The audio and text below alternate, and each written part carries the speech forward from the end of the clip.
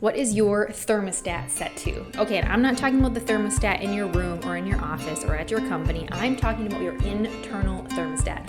On this episode, we're going to dive into a concept that was really life-changing for me, that I heard another amazing speaker in the high performance space talk about, that has really shifted for me how I think about peak performance, what we're capable of, and what gets in the way of us maintaining the things that we say that we want.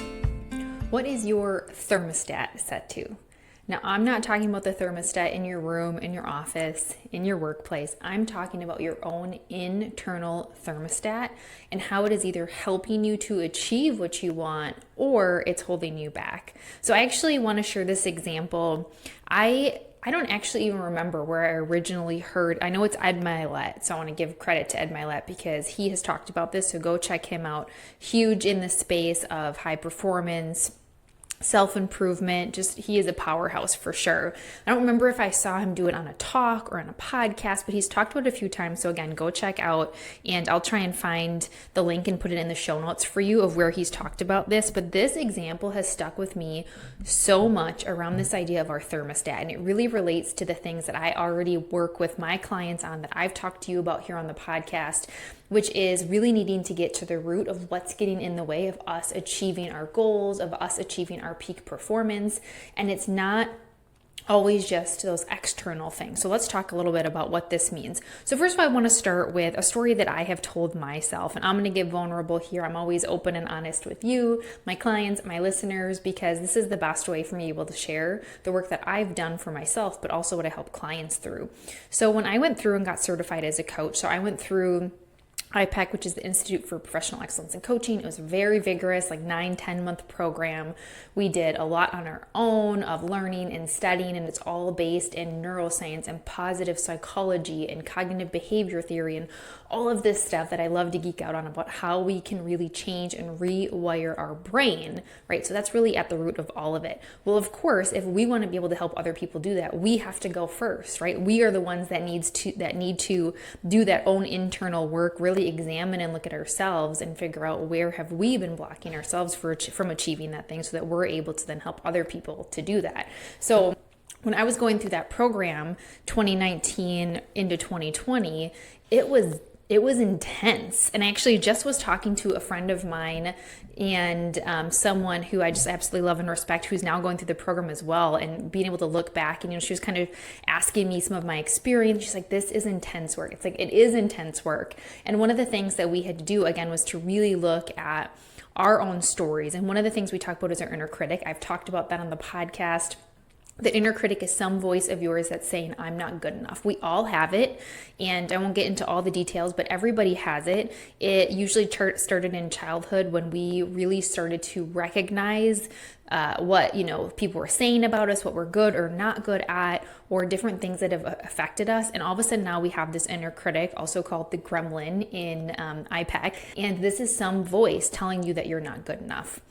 And so when I remember going through that work, we kind of have to dig through and go like, what are some of the things that are blocks for us now? And maybe where did that come from, right? And so my job when I'm working with people as a coach, or even when we're doing deep work with individuals, with teams, with organizations, I'm not a therapist. I'm not a licensed therapist. However, we at least acknowledge, whereas in therapy, you're going to kind of sit in those situations, you're going to hash it out. That's what you would do in therapy. A lot of the times my clients work with both. But what we do as a certified coach in this space is we need to at least acknowledge where this stuff come from and how it's affecting how we show up now. So we're really focusing on the present and the future. And so I remember having to go back and do some of this and think through, well, what is that thing that I say to myself? And one of the things that came up for me, I'm going to share it with you, was the story that I had about myself that, you're good at a lot, but you're not great. Let me tell you what I mean by that. I've always said I'm a recovering perfectionist. I'm very hard on myself. I have very high expectations for myself. I have very high expectations for other people. I can recognize and acknowledge that. And I've had to, especially in business, learning to act faster and not needing to have all the information before making decisions, all the things. But as I was looking back, I'm like, man, And some of you might laugh because, again, my standards are very high. So for me, the great, right, and where my caliber was, but I would just think about like from a grades perspective. So I always had like, the 4.0, the perfect grade point average. I remember in high school, so I was always at one of the top of the classes, which is important to me at the time. And I remember in high school being like, okay, I think I was in the top like 10 or 13 of our, our hundreds of kids in our grade. But I remember I'm not like the top 2. Right? This is what I would do. Or even in sports. So I played tennis in high school. Haven't picked up a racket in a while. I need to do that. But I played tennis in high school, and I was pretty good. I remember being on the varsity team, and I was one of the top singles players, but I wasn't the best. I wasn't the best one. Or I even think of even in business. I remember just, comparing myself to people in business where it's like, wow, I had all these wins, I'm doing good. But, and again, this is like a comparison to other people, but I just had this thing where I felt like I almost hit a ceiling. I would hit a ceiling. Like I would get really good at something, but it was like I would hit this wall or I would hit this ceiling and be like, I can't get, and not by anybody else's standards, but my own. It's like I can't quite get over that wall of what that would be. And that was a theme that I really started noticing. And once I've heard Ed Milet's analogy about this, I was like, oh my goodness, I need to reset my thermostat. Or even just in other things, like maybe in like fitness goals that I have. It's like, oh, I can get this far, but then all of a sudden I feel like I get stuck. And you might be resonating with this, is maybe all of a sudden you get to a certain point and then you start to self-sabotage because it's outside of this identity you've created for yourself. Or maybe it starts to get scary, or maybe like, wow, this is really unknown. I'm really comfortable up until this point, right? So you might be able to resonate, whether this is this might be a fitness goal for you, a health goal for you, a business goal for you, whatever that looks like. That was a story that was playing in my head, and honestly one that I continue to go, I need to change my thermostat. And that's a lot of deep inner work, to really get to why that happens to us. There's so many reasons. Again, it might be the fear of the unknown. It might be that fear of success. It might be just because it is unknown, or maybe it's because we just go back to what's comfortable and all of a sudden, we're getting a little too uncomfortable. It might be the comparison. There's so many different things, but first we just need to acknowledge, what is that thing? And I've seen that happen where it's like, maybe I'll get some good wins and tractions in something.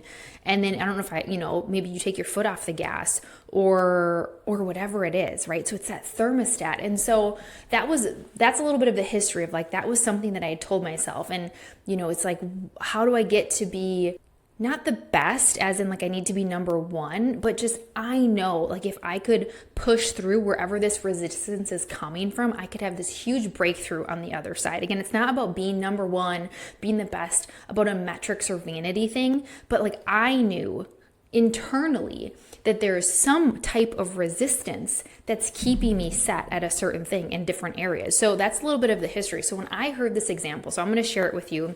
Hopefully that helps with sharing some of my own examples and will help resonate for you. So this whole thermostat, and I have a couple notes here because I want to make sure I reference some of the things. So Ed Milet talks about this thermostat, and it's really this idea of your own identity and your own beliefs, right? So again, the inner critic, which is our regulator for success and happiness. So just like a physical thermostat, so think of like an actual thermostat in your room. You set it to a certain temperature, right? You're going to set it to a certain temperature. And if it goes, above or below that, then either the air or the heat's going to kick on, right? So if you think of like that, your internal thermostat is going to set the temperature for your own level of success, of well-being, of happiness, to what you're comfortable with, right? We're going to set the thermostat typically to what we're comfortable with, unless you argue with someone else about the thermostat. Oh man, I remember this being such a topic of conversation at a company that I worked at where we could adjust the thermostat in our row, and like some people we were like freezies and some people were hot boxes, and we had to agree on the thermostat. All right, but here you get total control of that thermostat. Let's just pretend you have total control of that thermostat. You're going to set it to what's comfortable for you, right? And it influences how you're going to react to external circumstances. So what we need to do to push ourselves to actually achieve what we're fully capable of achieving is that we need to adjust that internal thermostat to a higher setting.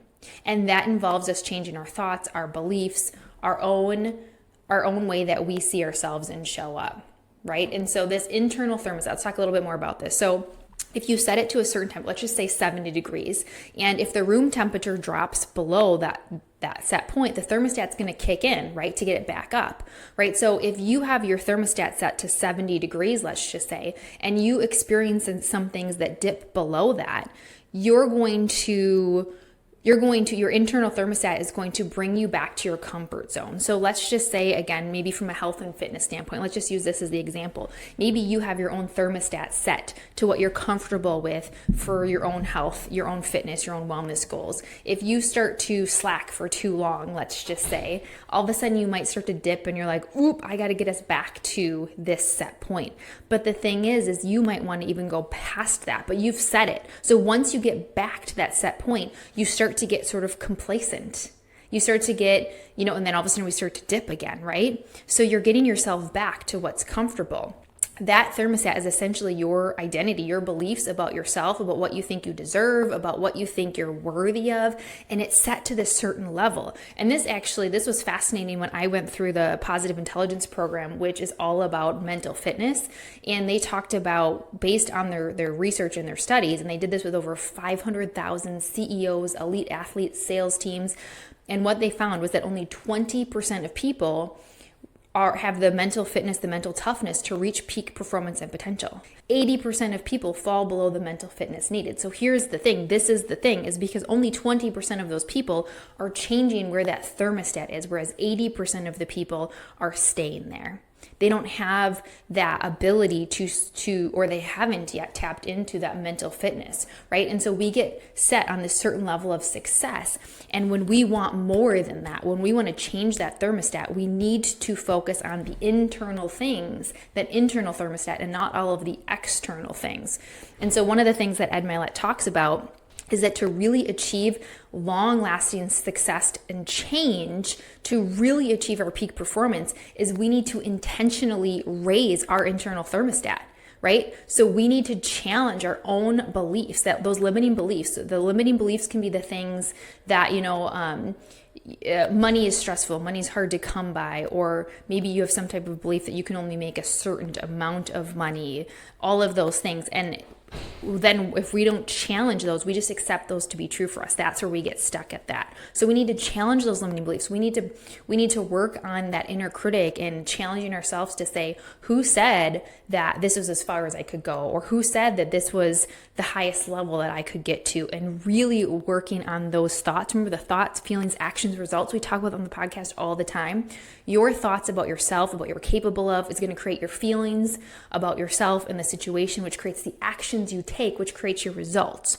If your thoughts are keeping you stuck at 70 degrees, that's at the temperature of 70, and you want it to change, you want that internal thermostat to be 100. Now, we're not talking actual degrees, because I would rather take 70, 75, but you know what I mean, right? And so you actually want to change that. You can't just layer on other people's strategies and techniques. That's the external, the outer things. It needs to start by getting to the root. It starts with you, name of the podcast, full circle, you're welcome. It starts with you really changing at the root and changing your own thoughts and your own examples. Here's another example that, again, if you want to achieve a higher level of fitness, you need to adjust your internal thermostat to believe that you are someone who is fit and healthy.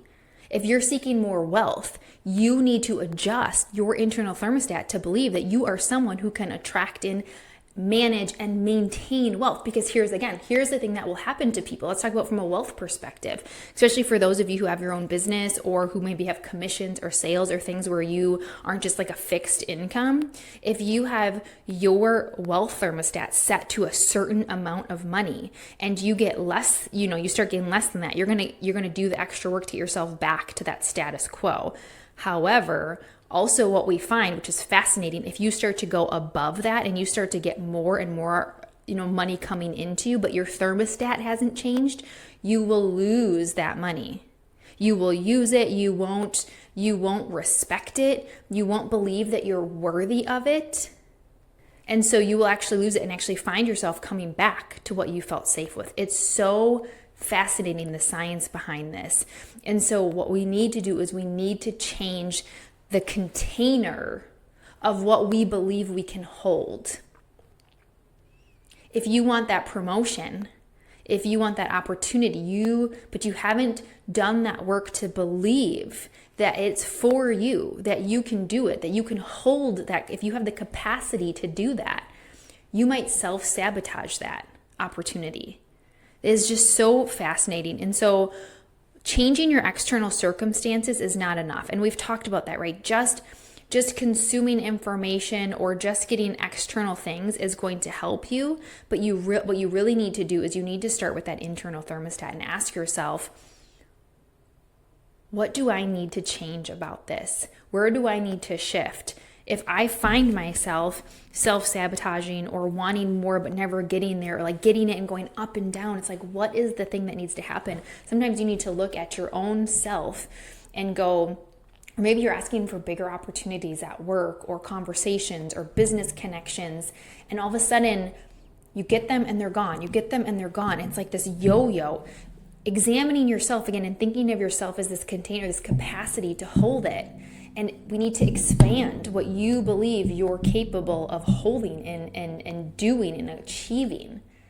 Oof, this is some deep stuff. So I want you to really think about this thermostat idea, because again, this has stuck with me so much. Again, go check out Ed Milet and some of his talks around this. But what is your thermostat set to?